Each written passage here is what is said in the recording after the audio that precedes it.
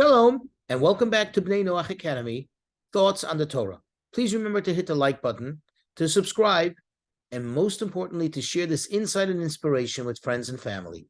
If you look in Genesis chapter 9, verses, I guess you can say verses 8 and on, God says to Noach, listen, I make a covenant, I make a promise, I swear to you and to all mankind, never again will I bring such destruction on the world. There will never be a flood on the world. And then God goes ahead and says, here's my sign. I put, look in verse 13, forgive me. Verse 13, I have set my bow in the clouds. That's the rainbow. I've set the rainbow in the clouds, and this will be a sign, as it says in verse 14, that whenever I am going to be upset, God uses metaphorically, whenever I become like darkened with clouds, meaning I become upset with the world, with the behavior of the world, I will show this sign, this rainbow. Now, I'm sure that anybody that knows anything about nature, anybody that's been around, will tell you, what? What are you talking about? This is a natural thing. It's just the way the sun shines, the way the sun shines through the clouds that creates the rainbow on a rainy day or so. What kind of thing is this that the Torah is suggesting that this is a sign from God? I mean, really? Doesn't make sense. Are you telling me every time there's a rainbow, that means God's angry?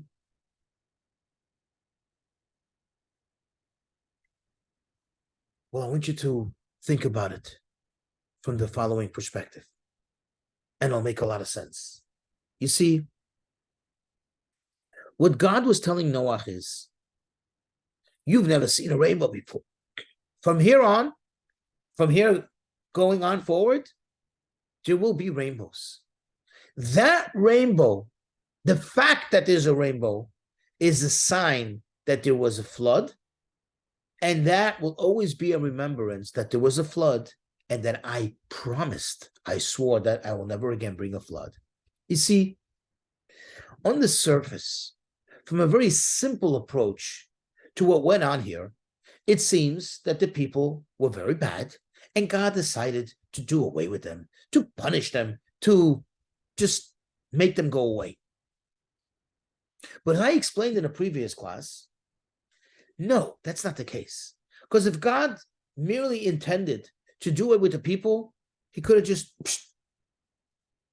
as I would say, uncreate them. Nothing here in the world exists really on its own. Just make it go away. Why this whole flood, this whole, so to speak, commotion, this whole process? Because God wanted the world that he had created to be cleansed, thus to be reset, to be restarted. And you know what the effect was? The world was cleansed. And now the clouds are more refined. Now the sun can shine through the clouds. Indeed, prior to the flood, I don't have any pictures of this, nor does anyone have, but those who lived then never saw a rainbow.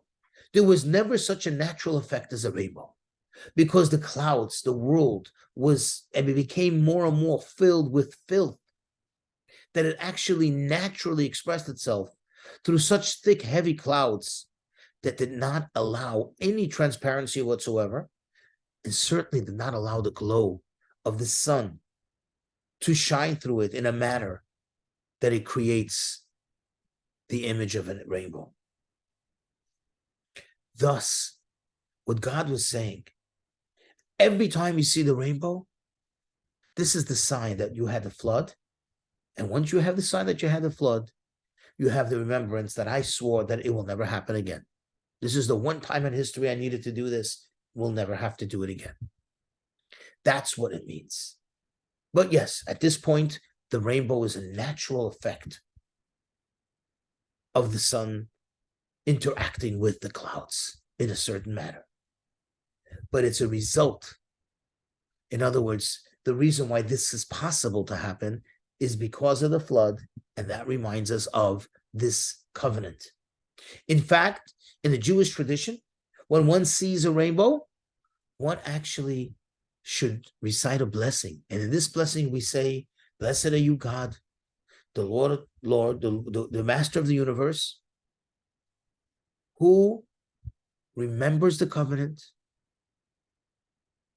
and is trustworthy, is trusted to fulfill his word, and indeed fulfills his promise." That's the rainbow.